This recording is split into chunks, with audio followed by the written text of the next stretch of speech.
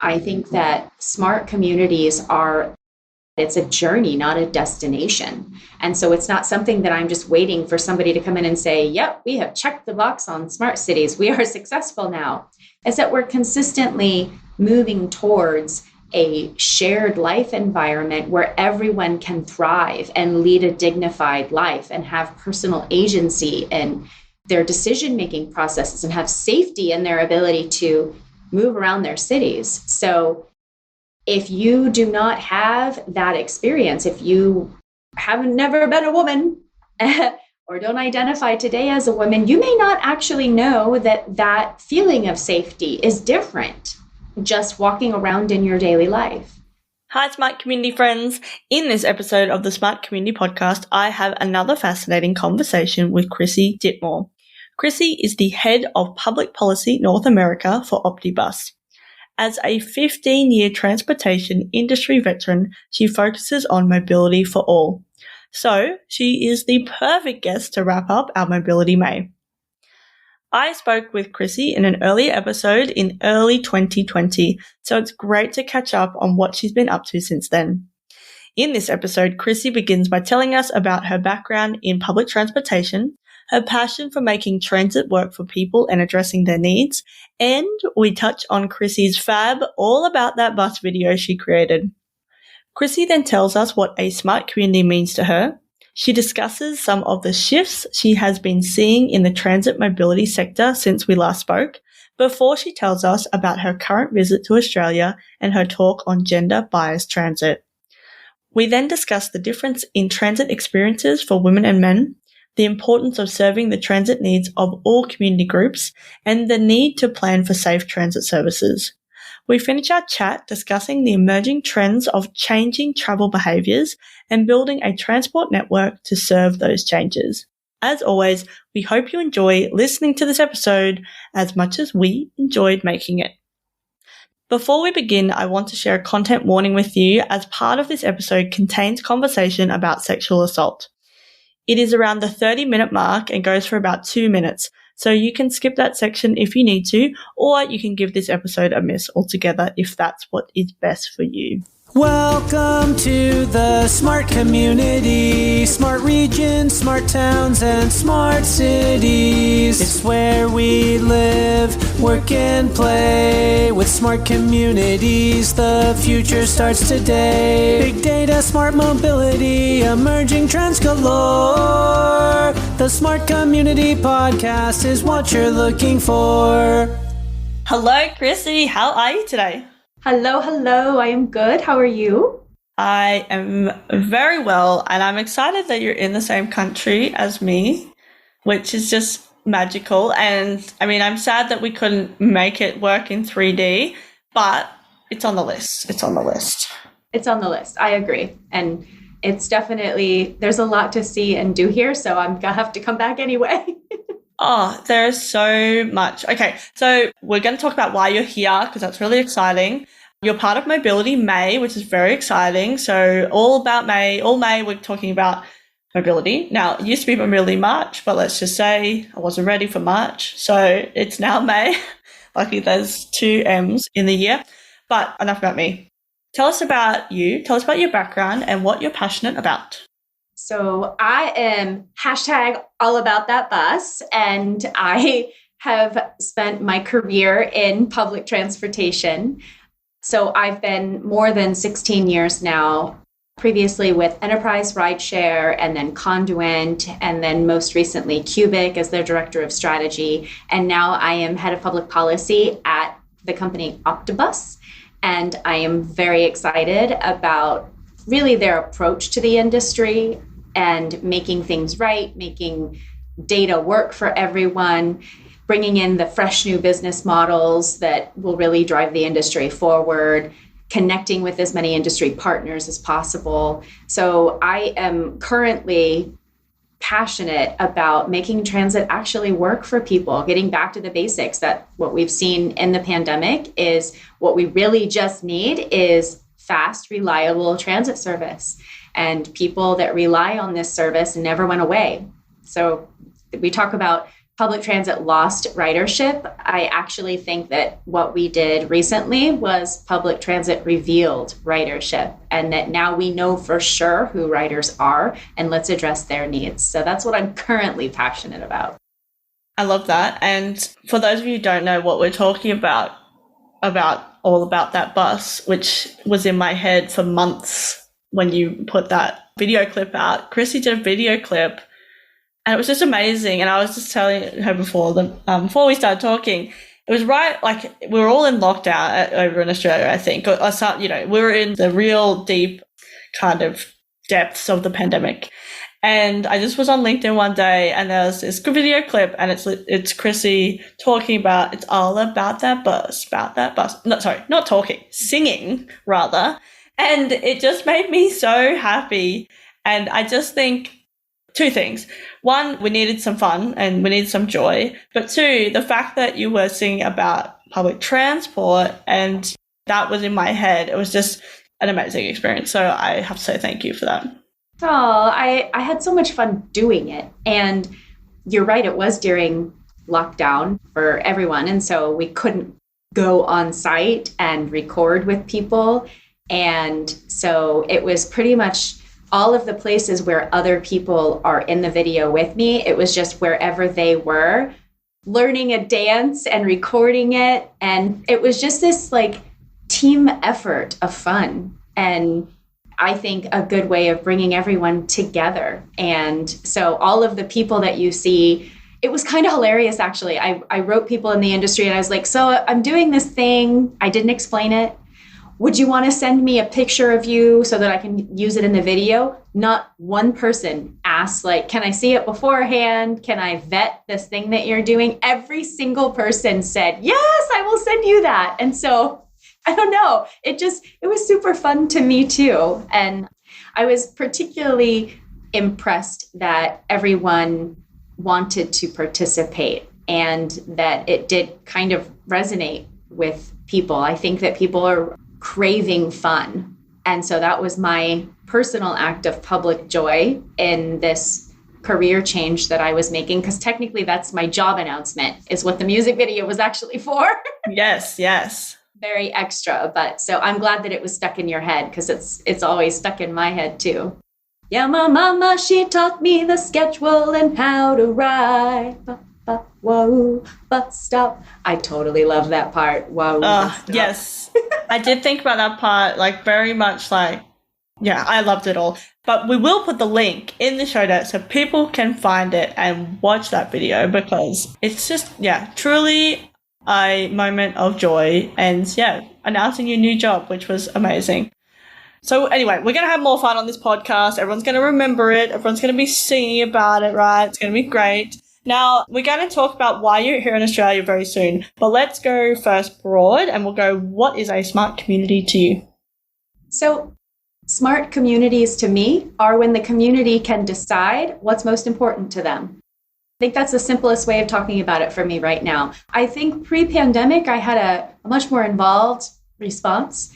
And I think that, first of all, I've been pretty humbled during this time. What people have access to, what people lived experiences, that everyone has such a very different experience. And so I'm really trying to focus very specifically on making sure that the community has the biggest voice in what their needs are. Yeah, I love that. And I think that's so key of what you're doing now, and obviously focusing on that mobility aspect, but also we talk about tech and data and all those type of things. They're the enablers, right? But if we don't have the community's voice, if we haven't worked out a way to really get that, then we're not going to be able to achieve these things that we really want for the future of our communities. And I like just keeping it short and simple. And it's also for me a mindset. I think that's one of the biggest things that over the years it's matured. It's it's not a thing. It's not a that or a that. It's this journey and this outcome, or this moving towards this outcome that we want. But actually it's the process and the mindset along the way that when we shift and change that, then we can actually imagine what is possible and that it can be different to what we have now. But also I often talk about we need people at the table that have the most at stake if we don't get this right. And that's what you were talking about earlier, about people that are relying on public transport to be able to get to their employment, see their family, just, live life in general. So I know we're going to talk about that. So yeah, I think that's really important. Let's go straight there. First of all, you've been on the podcast before and we were just talking about it. It was pre-COVID. So even when we recorded, I don't even think COVID, it was just kind of ramping up because I think I've just come back from America, potentially. And so, lots of stuff happened back then. Lots of stuff have happened since. But I'm just wondering, over that time, I don't know, what are those biggest shifts that you have, or what, even if it's not just shifts globally, but just shifts that you've kind of experienced in that time? So 2020, we're now May 2022. What's some of the biggest kind of changes you've seen, particularly obviously in the transit mobility sector? I think in general, everyone has had their worst few years of their lives, of a generation. So everyone is in this space of collected and shared trauma that we aren't ready or willing or have the tools as mankind to deal with quite yet. And we're not out of it. We're still in the process of dealing with it. So I think that some of the biggest shifts for me in the industry are helping people to know how to talk about that so that you are processing it, because all of that is going to translate into how we interact in our environment, how we interact with each other. And in that time, so much became so strongly politicized, and we have to find ways to connect with each other. So I have been talking a lot about mental health and the importance of really making sure that that is a commitment that you make, and sharing all of the things that I do to make that happen personally. I think in transit, our frontline workers have really taken the brunt of the stress and the unknowns of day to day. So if I look at how that then translate to a community,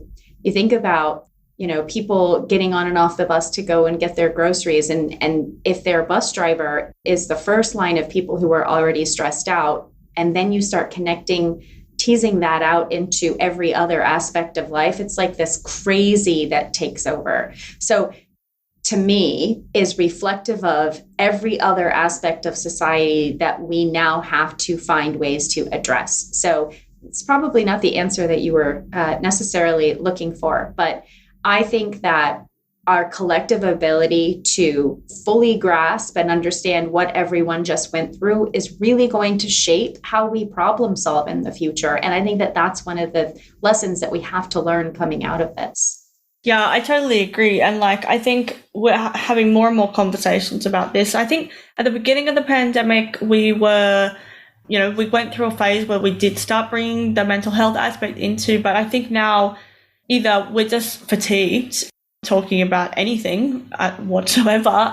But I think we need to bring it back in again, because it seems in some parts of the world, not even some cities in a country or some, areas or whatever, seem to have gone already back to normal in inverted commas. But we're not, we haven't actually dealt with this collective trauma that we have. And I think we did talk about that a little bit earlier, but then, you're right. I don't think we've talked about that enough. So thanks for bringing it up, because I think it's a really key point and something that, like you said, all of these aspects of our lives, whether it's in our community, mobility, moving around, all those type of things it's not separate from our, being, like we're whole beings. And I think that's where this smart community conversation really then brings that all together. And like we were talking about before, the voice, but the collective nature of what we're going through and what we continue to go through and what people continue to go through, no matter whether there's a pandemic or not, people are still going through these things. If they can't get to work, they can't do this, or, just living life in general, things happen. So I think bringing that into the conversation is really important. So tell us why you're here in Australia. I am so excited. So, a few years ago now, I was invited by UITP Australia and New Zealand to do a customer success webinar And it was supposed to be in person, and it had to go to webinar because obviously everything shut down. So I was very bummed. And so this is sort of the coming back to getting to see people in person. So Michelle Batsis, who is now the director of the newly branded Public Transit Association of Australia, New Zealand, PTANZ. So they had their kickoff event, The Great Recovery, and I was invited to come and keynote along with the CEO of LA Metro, Stephanie Wiggins. She was in town and one of their board of directors. And so a few of us got to come and speak at this really lovely event. And so they invited me to talk about women's issues in public transit planning. And I think the title of the session was Pink Tax, Trip Chaining, and Women and Inclusivity in Transit. So we actually were talking specifically about how transit is, historically speaking, mostly designed by men, for men, white collar workers. And we know that that shifted greatly in the pandemic. And so transit is no longer operating service that meets these peak hours of commute, and they're likely never going to go back to it. So by looking at the needs of women, we can now start talking about planning all of our services differently. Yeah, and I think it's really interesting. And I guess let's dive into a little bit more, because some people might go, how does this even, how is that different? What are some of those key characteristics if this is the first time somebody's ever heard of, kind of gender biased transit? So I'm going to take your listeners into some backstage talk. So the reason why first of all, yes, I was invited here to speak on exactly this topic. And then over the weekend, I got a message from a gentleman in the industry who wanted my opinion on, quote, why smart cities have been a technological failure. So not total quote, sort of rewording a little bit the stronger words that he used. I will just say I was a little shocked, and I just absolutely don't think that smart cities have failed. And so when we got on this call initially, I just shared that so that we could say, maybe we reframe this conversation a little bit, because my hypothesis here is that perspective comes from a very different lived experience. And that likely, I wonder if you asked women the same question, if they would actually think that was the case, because I would guess not. But it also speaks to what different people might consider to be success and why. So for me, I think that smart communities are, like you said, it's a journey, not a destination. And so it's not something that I'm just waiting for somebody to come in and say, yep, we have checked the box on smart cities, we are successful now.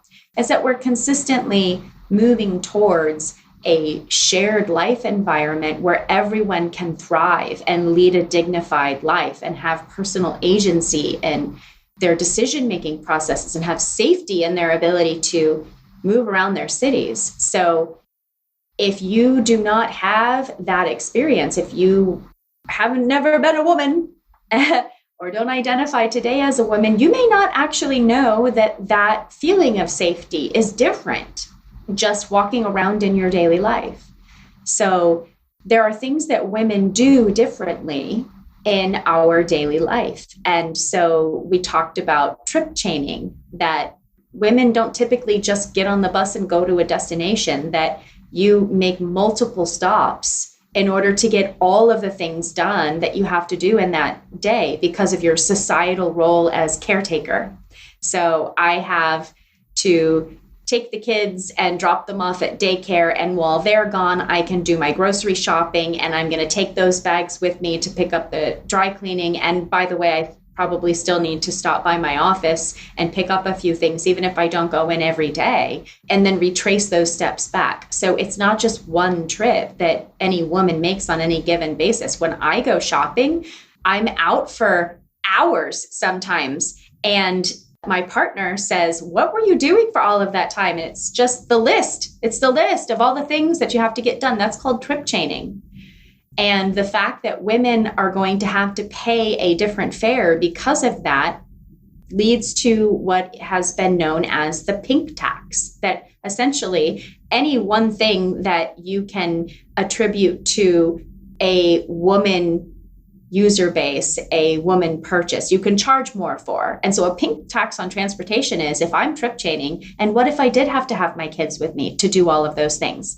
Now, for me to go get my groceries, it's not one fare, it's my fare and my 2 kid fares, and all of those people have to go through. And so I'm paying for all of those things much more simply to be able to move throughout my community. And I think the other thing is in terms of safety, like at nighttime, then it's not feeling safe catching public transport, for example, in certain areas. So then you're paying more for a rideshare or a taxi and that type of thing. Or you have children with you, you have bags, etc. And I think the biggest thing is there's data behind this. This isn't just something like that we talk about and we just go, oh, we experience this. Do you experience this? There's data behind it. And I also feel like these days that changing role in society, we can learn from this like historical gender roles in society, but actually they are shifting now. But that means that when we plan for that, for the traditional woman, you actually are serving everybody, because if then, the dad is going to pick up the kids or whatever, then they can appreciate that as well. So I think, because some people get very, I guess, oh, why are we always talking about women? We still have to travel around, etc. But I really think that if you're looking at the data, if you look at the actual data behind it, and in general, that is what is happening, and that's what we know is happening. There's studies on it, all that type of stuff as well. But then even when the roles shift, and as more people, and particularly during the pandemic, more people were doing more of those things that women typically did in the past, then you can really have this huge impact and you can appreciate that. However, if we don't, and we were talking about earlier, like the fact that, oh, this has failed or whatever, talking about Smart Columbus in particular. Well, no, it served a lot of different types of groups that may not be shouting out on social media, but actually now they can access library services, transit, etc., etc. It's not this big, flashy, everything kind of like people that are already doing okay now doing even better. And these things aren't as sexy, right? And yes, there was learnings, and yes, maybe they definitely got learnings and different things happen, and maybe it all didn't go to plan or whatever. But talking to, the people, I went and visited them at whatever, went 2020, January 2020, and so obviously lots of things happened then. But it's actually talking about those things and telling the stories of those.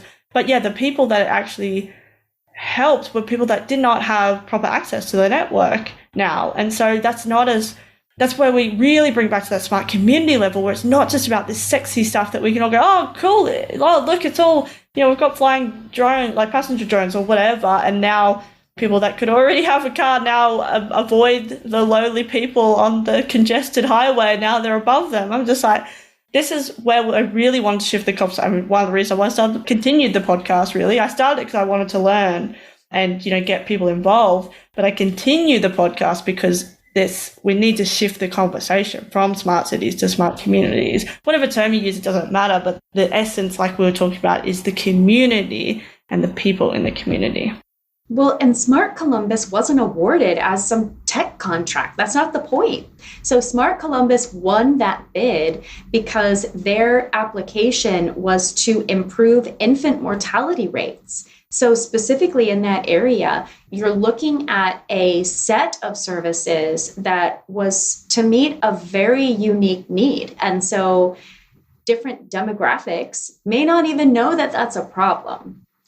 So the people that need it most know that that's a problem. And those are the voices that need to be making these decisions. And those are the voices that need to be centered in the solution, which means that you're talking about the intersections of that lived experience. For as much as we talk about women, when you add in Black women and any women of color or Indigenous women, or women with disabilities, and then women with disabilities who have lived in poverty or are currently in poverty, all of those layers add completely different experiences that are all central to our ability to deliver what we believe a smart community would be. And that is that enhanced personal agency, that I can move throughout my community with a feeling of safety, that I am safe. I don't just even feel safe. And all of that is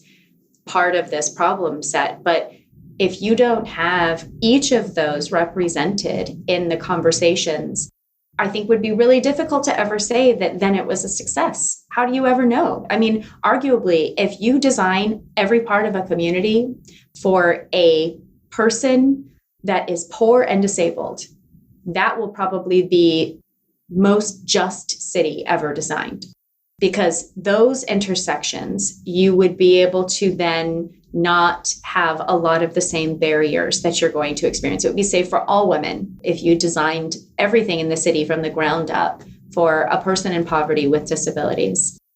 Yeah, absolutely. And I think it's like when we bring that voice in, you can no longer just keep doing it the way we've always done it. And I think that's a key part of smart communities. And yes, technology can help us do that, but it's the voice. And we can use technology to help us bring that voice in. And looking at the data as well is really important. But I just think that when we pull up a seat for them at the table and then they can input into decision making at a real level, like not this tokenistic level of a, tick a box kind of situation, which sometimes can happen, and particularly in the past I think could happen. But it's actually about really listening, and those lived experiences are really important because there's only so much you can imagine yourself. And that's why it's, we can't all have all the lived experiences. That's why diversity is so important, because then we can bring those together and come up with that solution that, meets the most needs of the people. And like I was talking to you earlier about my Churchill Fellowship, there was something that I really noticed wherever I was, a woman traveling alone, which naively I had done a lot of travel before. I've worked in remote communities, etc. But I was like, oh yeah, this is going to be fine, until I had a really, I guess, potentially dangerous, but more fortunately was just an awkward situation where I had an interaction with a Lyft driver that was not pleasant and potentially could have been bad. Fortunately, he let me out of the car and I could go along my way. But then I went, oh, I am in a vulnerable situation. I forgot that. And I was also sharing a lot of data, not necessarily my location. Yes, that was one thing that I thought about, but my name, when I was talking to people, telling them what I was doing, all these things that then I went, okay, actually I have to be really conscious of this, whereas I didn't have to I didn't think about that before. And that's when I started to really think about, and then also really take note of when I would travel in a certain way and when I would choose to do something else, particularly at night, particularly when I was, maybe a bit more remote, like, taking an Uber pool, for example, when I would do that, when I would catch a bus, when I would, when I felt comfortable. And like, being in Amsterdam, for example, being able to walk around at 11 p.m. at night and feeling completely safe, but not being able to do the same thing necessarily in San Francisco, for example, or Orlando for that matter. And yeah, it was really interesting. And even Mexico City, people very much were like, oh, well, that must have been, an experience. But where I was, I actually felt quite safe and there was lots of people. But all these things, like these things that you consider as you're going around and doing that, and what the locals will tell you, what you should and shouldn't do as well based on your circumstances is really interesting. Yes. So there was a workshop that we did a few months ago. Well, no, I guess it was even a longer time now, 2020. NYU's Rudin Center did invite a group of stakeholders, and extremely diverse. They really went out of their way to make sure they had a variety of lived experience that was part of it. And so they invited this group of stakeholders, myself included, Sarah Kaufman, who is the associate of that program, Melissa Faith Hart, who is the CEO of a company called eBodyguard. They invited this stakeholder group to several days workshop to talk about what are the real needs of women, exactly in the scenarios that you're talking about. And I also travel by myself quite often. And so I have this whole, I don't know if toolkit's the right way of saying that, but I've got this like box of strategies that I keep in the back of my head of all of the things that I do personally to keep myself safe. And when I mentor young women in the industry, I often give them all of that advice. So like, these are the things that I do when I travel alone. And I want to create a professional environment and in a community environment where I don't have to train other people of those same safety strategies. So this workshop was sort of everyone sharing our own experience and then taking it from a very data-driven perspective. So they have all of this data that they published as a result of that. Actually, you can go to NYU Rudin Center's website and download a copy of their Pink Tax on Mobility white paper and the outcomes of this. But the sharing sessions was phenomenal from that process, because things like there was a woman, and we obviously aren't sharing anyone's names, it was all very private, but the discussion is shareable. And so we have permission to share this information, and it's important to share because in her experience, she was assaulted on the subway and she had to share that story with 4 different levels of employee before she could find someone who could get her help. So when you have that experience, to then have to recount it to other men, several other men, before you receive any help whatsoever, is trauma after trauma. So this understanding of what women's needs are goes far beyond just, okay, so my fair rules need to accommodate for children. It is, if I am traveling in along that system, is everyone had enough training to know how to deal with all of those? And then actually in the outcomes of this workshop, the number one takeaway for me is how many of these solutions are simple and easy and can be very quickly implemented. It's just a matter of will. I think the one that stood out for me most was the need to simply have better lighting at all bus stops, so that especially late shift workers have to make alternative arrangements to take ride hail, because again, pink tax, yes, they're going to pay more for that service, because they don't want to sit alone at the bus stop where you're a target that says, okay, so now I'm sitting at a place where maybe everyone around me knows that nobody's coming for another 40 minutes and I'm sitting here waiting in the dark by myself. So you're literally a sitting duck. And so the fact that having something well lit, which is probably one of the cheapest solutions, certainly not one of the sexy tech things that people talk about in typical smart city workshops, or if you were to go to a conference and have all the shiny things. Shiny things are fun, but reality is people need lighting. So I think that workshop underpins this greater need for understanding, and that sometimes it's the women who have to carry the emotional labor of the conversation to even make people understand what our needs are. Yeah, I agree. And I think with the lighting, like, people might be like, oh, but it also needs X, Y, Z. And it is. It's a combination. It's a matrix of things that you need. Like, it's, well lit, though, but also being able to reliably know that the bus is coming is something that then feeds into that decision-making process, to be able to track the bus on, on my app or whatever the case is, to be able to, I guess, actually know that when it drops me off at the other end too, it's going to be, wherever it is, and then I've got a safe walk home. There's all those things that feed into that, but I do feel like there's many more conversations that we have, and we can actually choose that low-hanging fruit in the first instance to then build into that strategy of improving things for everyone. And how funny is it that so many of those things are pretty easy? And so it truly is a matter of will, which means in many cases, the change hasn't happened because there hasn't been a champion there trying to force that change to happen. And this is where making sure that there's diversity at the executive level. And I'll just add, really at every level going up to that, because if you don't have frontline workers that are diverse, if you don't have a diversity of thought and background and experience in your planning department, it makes it really difficult, almost impossible, to understand what the needs of your users actually are. And this really comes down to making room for power, reassigning power to the people that have least historically had it, making room for them, meaning stepping out of the way and letting them carry the conversation forward wherever needed. And in most cases, it's always needed. So there's going to be a need for this replacement of ideals and ideas and ability to deliver, that it has to happen for us to actually meet the needs of our communities.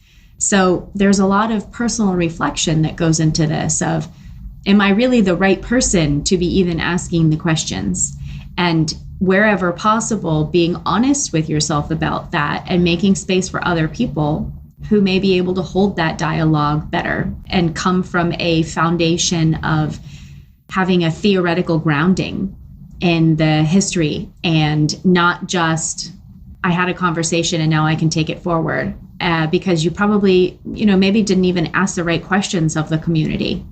Yeah, I agree. I think there's knowing what we can add to the conversation, but then also knowing what we're missing and who isn't at the table, and not trying to come up with that, but actually finding the people that we need to talk to. And I think there's different lived experiences. There's also different professional backgrounds, different backgrounds in general, and then how people have actually used the network, how they are, people's jobs, all those type of things. Diversity, we know, is so broad.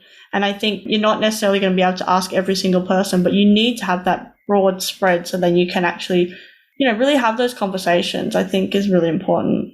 And then action from there as well, which leads quite nicely into the future. So let's go there now. What are the emerging trends that people aren't talking about enough, other than what we've really been talking about for the last 40 minutes or so? Yeah, so I think some of the things that people aren't talking about, because I hear it at conferences, every conference that I've been to lately is, well, we're just waiting for ridership to return. And it's like, come on, people, that's not happening. You have to know that people have permanently changed their travel behaviors. And even if offices bring people back, it's not going to be 5 days a week, every week. And so the faster we can accept those changes, the faster we can start moving towards building the kind of transport network that people actually want and have probably always wanted. So if you look at, in many cases where ridership, pre-pandemic, ridership was also falling. So it's not like we were doing the right thing before anyway. So why would we want to pin our goals on pre-pandemic return to ridership? Because it was falling. So we have to do things radically different. And I think that the pandemic has radicalized a lot of people towards really digging deep into what matters most. And so I think that looking at the future, the agencies and the cities that really get it right are going to be the ones that do the best job questioning and that do the best job at really genuinely trying to understand what will work in their community. And it's not going to be the same in every community. And then making sure that from the tech side of the stack, that you have open data access, interoperability in those platforms and services so that we quit gatekeeping progress. Because that's really, and I'll say that the private sector is the biggest hurdle there, that they have been the gatekeeper of the future and not in a beneficial way. So by keeping all of those systems that benefit the public good closed, they're keeping progress from happening. And as a public, we have to demand more. So the way that I have been talking about that, because that really comes from this outdated business model. And in many ways, personal agency can't be dictated by somebody's business model. So those are sort of old industry practices. So common business practices that no longer serve the common good should be prepared to be replaced. And I may lose some friends over that one, but honestly, if we are all stewards of delivering services that are going to meet the public good, if we ourselves dictate business plans that stop that from happening, things like, I'm going to make it really difficult for you to be able to integrate multiple kinds of data sets so that you can connect your real-time bus information with your fare system, with your even operations and planning system. We're holding back progress, and we can't let that happen anymore. Yeah, I totally agree. I think this, and for people, I guess, not in the transport sector or whatever, it's being able to think about our trip, not just the mode that we're on, but all the other externalities that go with it. So it's me getting out of my house, getting to the bus stop, paying in some fashion, or I've got a pass, or I've got whatever, getting off, attending work, whatever I need to do. All of those things need to factor in for it to be a successful option or a successful outcome. And I think we traditionally talked a lot in silos, and then all this, and as people were operating in silos, the systems were also operating in silos. So then there's been so much work to integrate those together. And I guess we're still on that journey, but I think people are asking the right questions now of like, well, why can't that happen? Because we're getting this customer, this service level from some other private sectors, for example, and we want that from our transit system, or we want that from our government services. And it's possible, but it's a mindset change, it's a focus shift, it's a willingness to be able to do it, or a want or a need, or this is important and why it's so important. And I think that's where we can really shift the dial if we can actually bring that to the front. I think that is a lovely framing. And I agree that is precisely what's necessary to move us forward. And our future is now. The future is right now. And we are demanding it to be different. Well, Crissy, it's been so great to have you back on the podcast. Thank you so much. I've really enjoyed this conversation. And now we have to make a time where we meet in 3D, because I think, there's so many more conversations to have and continue to do so. So thank you again for coming onto the pod. Thanks for the invite. As always, I will have this conversation anytime, lady. One last question. How can people connect with you? I am at Fab City Crissy, because I believe that everyone needs to add a little fabulous to their life. So at Fab City Crissy on Instagram and Twitter. I'm also on LinkedIn, Crissy Ditmore, and I would love to connect.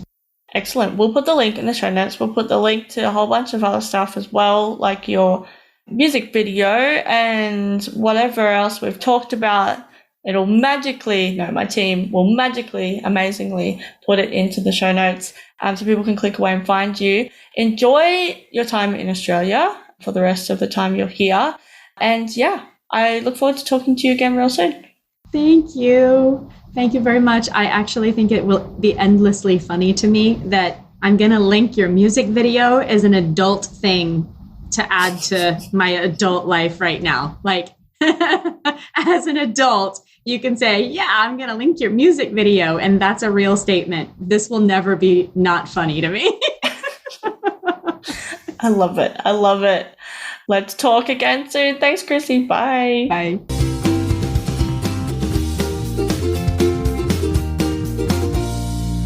The Smart Community podcast is brought to you by My Smart Community. If you're trying to deal with disruption, not sure what technologies to buy, need to facilitate genuine collaboration, then we can help.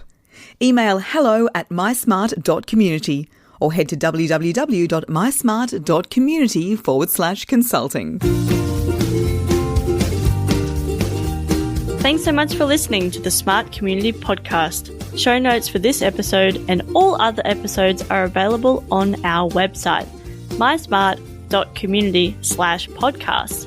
If you have any questions for us or any of our guests, you can email hello@mysmart.community. You can also find us on the socials. We are on LinkedIn and Twitter @SmartComHQ. That's com with 2 M's. If you are enjoying the podcast, please hit subscribe so you never miss an episode. And we would love for you to leave us a rating and review at wherever you listen. This really helps us reach more ears and eyes, so thank you for your support. as always, we hope you enjoyed listening to this episode as much as we enjoyed making it.